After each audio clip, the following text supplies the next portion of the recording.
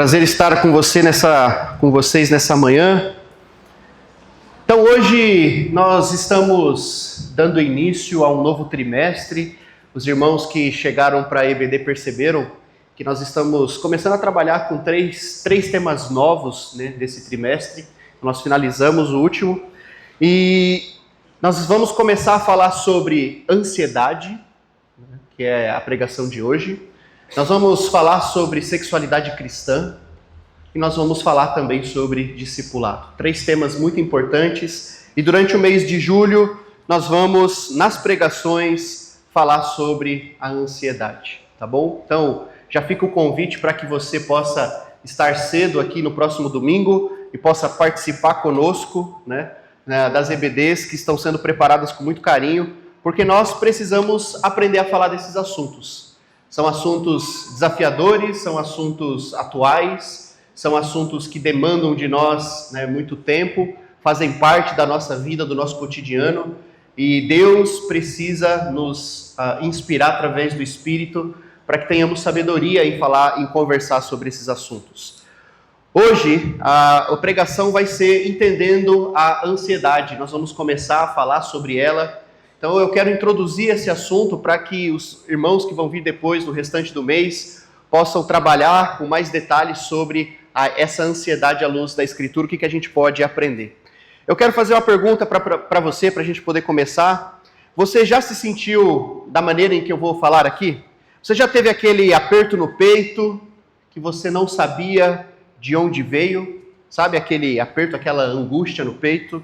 Você já acordou de madrugada em algum momento da sua vida com a cabeça cheia de pensamentos, preocupado com as contas que você tem que pagar, preocupado com a sua saúde, preocupado com os filhos, meu Deus, o que vai ser dos meus filhos, os meus netos, preocupado com alguma decisão que você precisa tomar no dia seguinte ou que está próximo? Isso já aconteceu com você?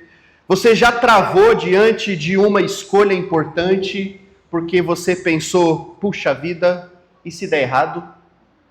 E aí, nessa pressão de ter que tomar uma decisão, você recua e trava e não consegue tomar uma decisão. Pensando agora um pouco mais na nossa vida espiritual, você já teve dificuldade de conseguir orar porque a sua mente estava tão cheia, tão acelerada, que parecia impossível conseguir se concentrar? Você já tentou ler a Bíblia ou até algum outro livro e você está lendo e de repente você parece ler uma página inteira e você diz assim, peraí, o que eu li? Então essa dificuldade de se concentrar e aí você precisa voltar e ler de novo porque você se perdeu ali nos seus pensamentos. Você já percebeu que está cada vez mais difícil em nos focar em coisas simples do nosso dia a dia? Parece que é impossível. A gente falou muito sobre tecnologia no último mês, quando a gente falou sobre aprendendo a lidar com as distrações da vida, e a gente falou muito da tecnologia. Parece às vezes impossível ouvir uma pregação rápida de 20 minutos sem olhar no celular. Parece que alguma coisa chama, parece que a sua mente sempre está ocupada, parece que sempre tem algo querendo travar, chamar a sua atenção. Conversar com alguém sem olhar o WhatsApp, parece que virou uma coisa irreal, não é verdade? A nossa mente, ela está tão acelerada, a nossa mente não consegue parar, nem na igreja, nem em casa, nem orando, nem fazendo até o trabalho que a gente precisa fazer durante a nossa semana, parece que nem no trabalho a nossa mente sossega. Isso tem nome, isso se chama ansiedade. E que é uma realidade na nossa geração. Só que lendo esse texto bíblico, você percebeu que não é uma coisa atual, não é verdade? É uma coisa antiga. E a Bíblia tem muito para nos mostrar sobre como lidar com isso. E a ansiedade, ela é tão perigosa porque ela está nos desconectando de Deus. A ansiedade está nos tirando da comunhão, a ansiedade está fazendo a gente perder tempo em família. Com Deus, porque parece que a gente sempre está ocupado, sempre tem alguma coisa para fazer e a gente sempre deixa a oração ou a comunhão com Deus para depois, ou quando vai fazer não tem qualidade naquilo. Com as pessoas, porque parece que vivemos trancados, parece que a gente vive uma geração de pessoas trancadas na sua própria mente. E da comunhão, porque sempre surge algo mais importante ou urgente para a gente fazer e que precisa da nossa atenção, precisa tomar nossa mente. Você já sentiu isso?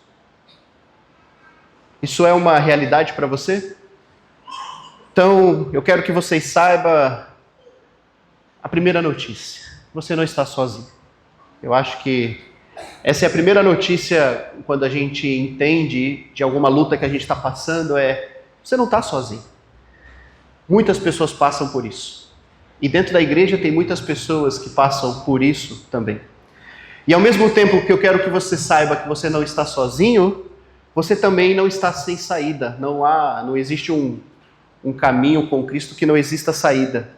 Então Jesus conhece essa luta, a ansiedade faz parte da nossa vida, ela é real, ele viveu isso com seus discípulos, o próprio Jesus teve momentos, e a gente vai falar de algumas passagens em relação a isso, em que ele exerceu e também teve ansiedade, angústia, né? E ele viveu isso, principalmente no Getsemane, antes de ser crucificado. Aquela angústia, aqueles pensamentos que estavam passando na sua mente, e é esse Jesus que olha para nós essa manhã, no verso 25, e diz: não andem ansiosos. Em algumas versões vai dizer assim: não se preocupem. Eu não sei qual é a sua versão que você leu. Não andem ansiosos, ou não se preocupem. E o interessante é o que essa palavra significa no original, né? A raiz dessa palavra não se preocupe, ou ansiedade, ansiosos, é uma palavra grega que se diz, é a palavra grega merinal, tá bom? Então, ela significa literalmente andar ansioso, andar preocupado, estar dividido ou ao mesmo tempo distraído com muitos cuidados, tá bom? Também tem uma ideia de dividir, de separar, ou seja, ansiedade significa dar a ideia de uma mente dividida. É uma mente que está lutando, uma mente que está dividida. Alguém que está com o seu pensamento talvez fragmentado, pensando muito no futuro, entre o que pode acontecer ou o que já está acontecendo, né? Então, ansiedade, é bom que a gente saiba exatamente o que é, o termo técnico, para que a gente possa entender, à luz da Escritura, como combater isso dentro da nossa fé. Então, a ansiedade, meus irmãos, é uma resposta emocional. Então, nós somos seres que somos cheios de emoções, não é verdade? Alegria, amor, medo. Então, nós temos muitas emoções, né? Me lembrei muito daquele filme, não sei se vocês assistiram aquele desenho Divertidamente, que abordava muito isso, né? Uma jovem que tinha que lidar ali com todas aquelas emoções enquanto ela estava aprendendo a lidar com aquilo. Então, ansiedade é uma resposta emocional que pode ser uma reação diante de algo, de uma ameaça que pode ser real ou muitas vezes imaginário. A nossa mente é um campo muito fértil, né? Então, muitas vezes a gente imagina coisas que elas nunca vão acontecer, né? Nunca vão chegar nem perto de acontecer, mas a gente imaginou e aquilo começa a trabalhar na nossa mente. Então, é um medo, é como se a ansiedade fosse um medo tão grande de algo que ainda não aconteceu, mas que na nossa mente parece inevitável, parece que vai acontecer. E esse medo nos trava. Segundo uma associação americana de psicologia, ele define a ansiedade como uma emoção caracterizada de pensamentos e preocupações que alteram, né, que fazem alterações físicas, como o aumento da pressão. E isso mexe totalmente com o nosso corpo. E alguns sinais comuns da ansiedade são insônia, a gente falou sobre isso, acorda no meio da noite preocupado, dificuldade de dormir, pensamentos acelerados, insônia, palpitação, suores, tremores, pensamentos acelerados, né, até pensamentos catastróficos, né? Você só pensa no pior, sabe? Puxa, parece que você só pensa no que vai acontecer de ruim. Necessidade de controle, fuga do presente, a incapacidade de relaxar a mente. Obrigado, meu querido.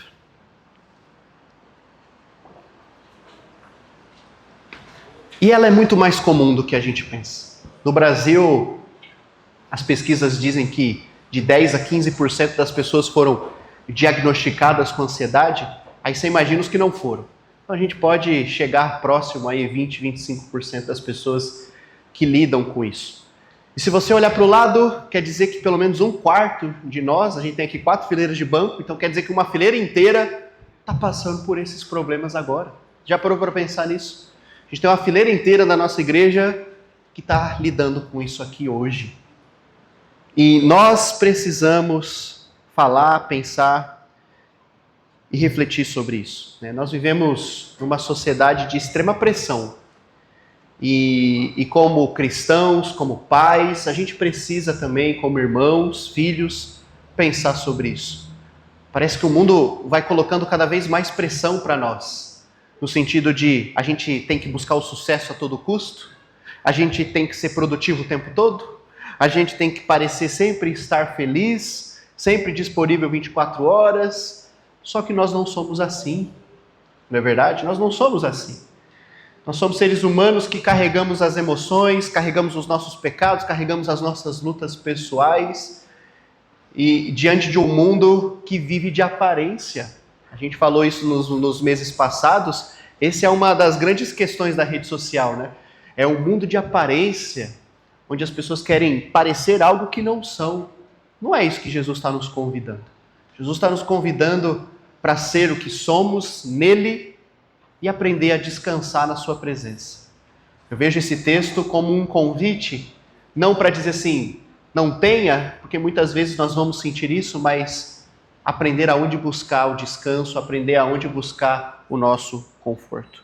A ansiedade, como eu disse, não é uma coisa atual, é antiga, é uma dor antiga. Por exemplo, homens e mulheres de Deus passaram pelo que nós passamos. O primeiro texto que me vem à mente foi Davi. Davi, no Salmo 13, verso 2, ele diz assim: até quando terei inquietações e tristeza no meu coração, dia após dia? Então, olha que frase. Até quando terei as minhas inquietações, pensamentos, problemas, preocupações que permeavam o coração desse homem? Puxa, mas ele era rei, verdade. Um rei que tinha problemas, um rei que tinha que lidar também com a ansiedade, lidar com essas inquietações. Elias, no livro de 1 Reis, capítulo 19, verso 4, ele diz: eu já tive bastante, Senhor, tire a minha vida.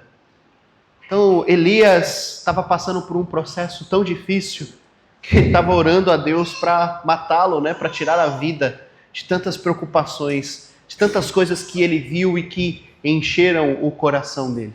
E muitas vezes pode ser o sentimento que você esteja passando nessa manhã.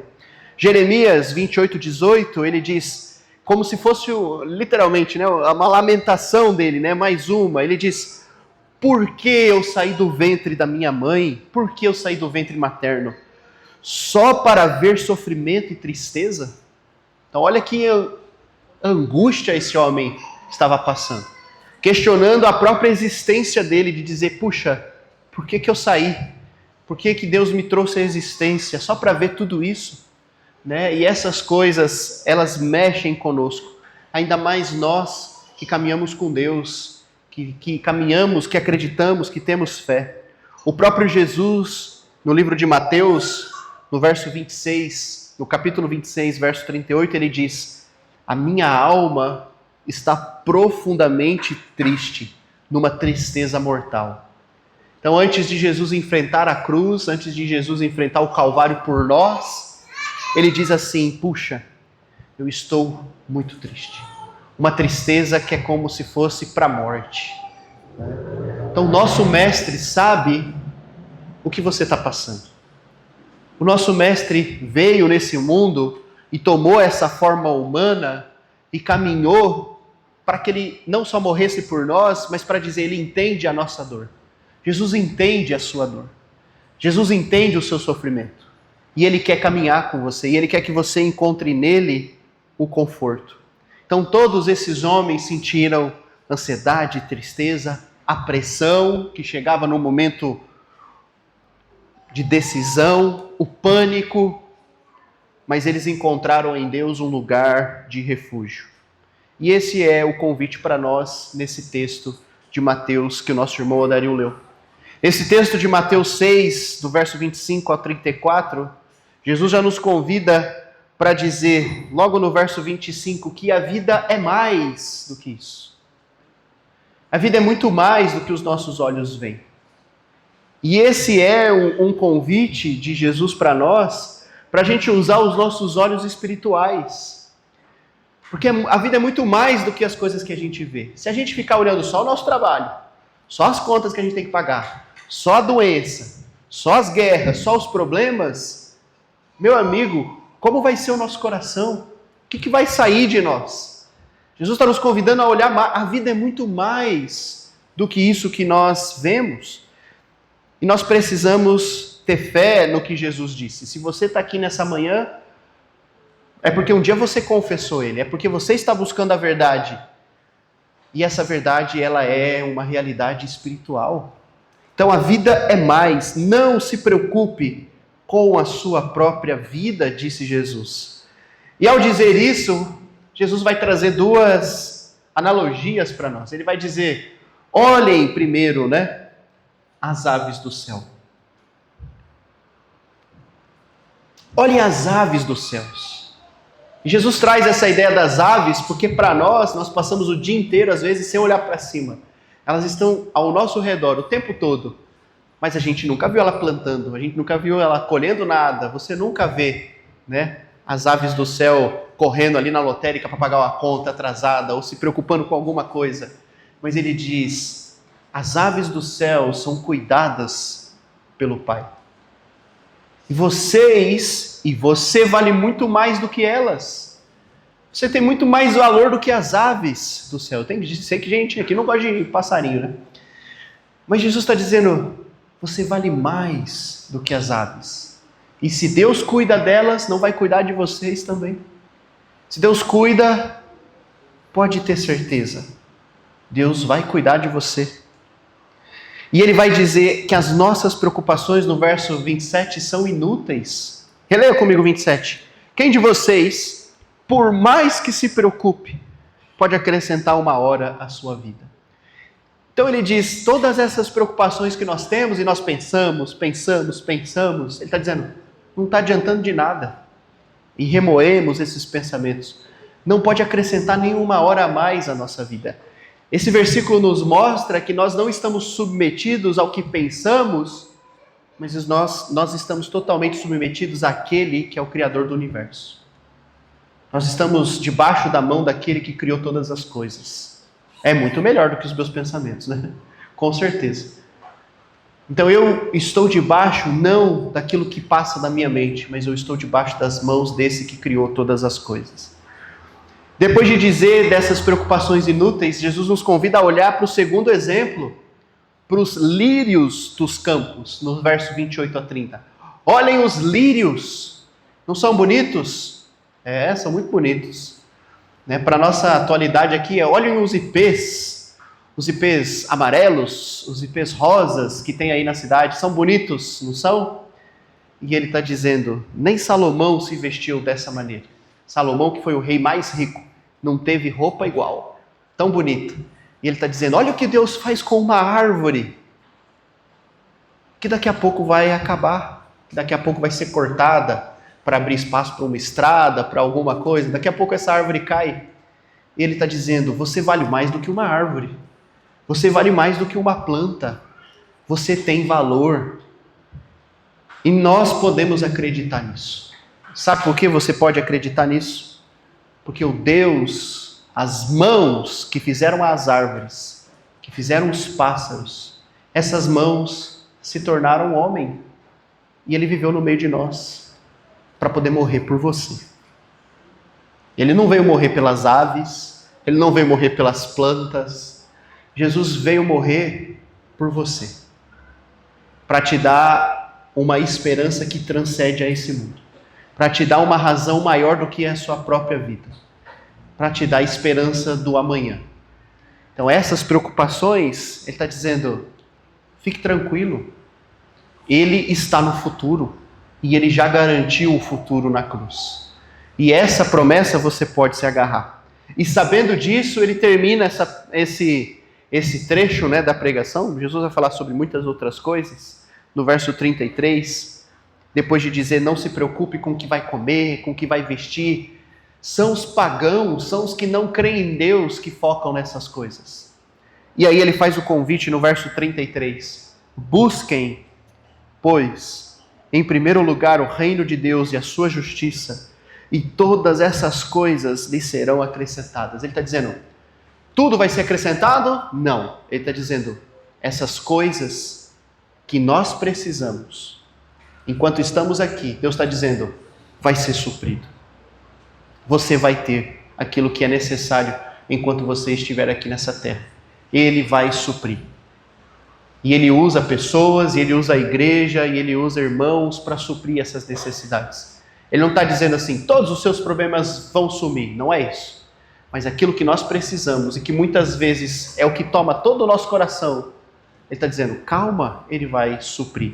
Busque o reino em primeiro lugar. Busque a sua justiça. E você vai ser capaz de enxergar a mão de Deus em cada detalhe da sua vida. E eu quero terminar com algumas coisas práticas que você pode fazer durante essa semana. Para começar a nossa luta contra essa ansiedade. Nós precisamos agir diferente. Primeiro, ore com sinceridade. Lance sobre ele, como diz 1 Pedro 5,7, ele fala, lance sobre ele toda a sua ansiedade. Então ore a Jesus com sinceridade, Ele sabe o que tem no seu coração, não precisa ter segredo com Ele não. Então ore, coloque isso diante dEle. A oração é um instrumento poderoso e a gente muitas vezes se esquece disso. Comece orando com sinceridade e buscando a vontade de Deus. Segundo o conselho que eu quero te dar nessa manhã é, cultive a comunhão. Nós falamos no mês passado de novo sobre a ideia da distração. Essas distrações estão nos fazendo viver uma vida em isolamento. E a ansiedade adora isolamento. A ansiedade cresce no isolamento. Mas o discípulo precisa ter alegria na comunhão. Buscar a comunhão, buscar a confissão, como Tiago fala lá no capítulo 5, verso 16. A comunhão é um grande instrumento de Deus para a gente lutar contra a ansiedade. Estar na presença dos irmãos, ser animado, confessar os pecados. Então isso nos ajuda. Porque muitas vezes a sua luta, você acha que você está sozinho, mas não está. E na comunhão você encontra companhia para lutar e na comunhão você vai encontrar a resposta de oração. Na comunhão você vai encontrar irmãos que podem estender a mão e te ajudar. Terceiro conselho, cuide do corpo e da mente. A ansiedade também adora uma rotina desregulada. Então, cuide, lembre-se disso. Você só tem esse corpo, é um presente de Deus, feito, sob medida para você. Então, o seu corpo é a assinatura de Deus. Cuide do seu corpo, crie uma boa rotina, durma bem, menos telas, se alimente bem, saia para respirar, faça exercício.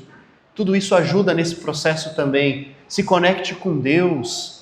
Nós conhecemos Deus através da criação e ela está em todo o lugar que nós podemos ver. Exerça a gratidão diária.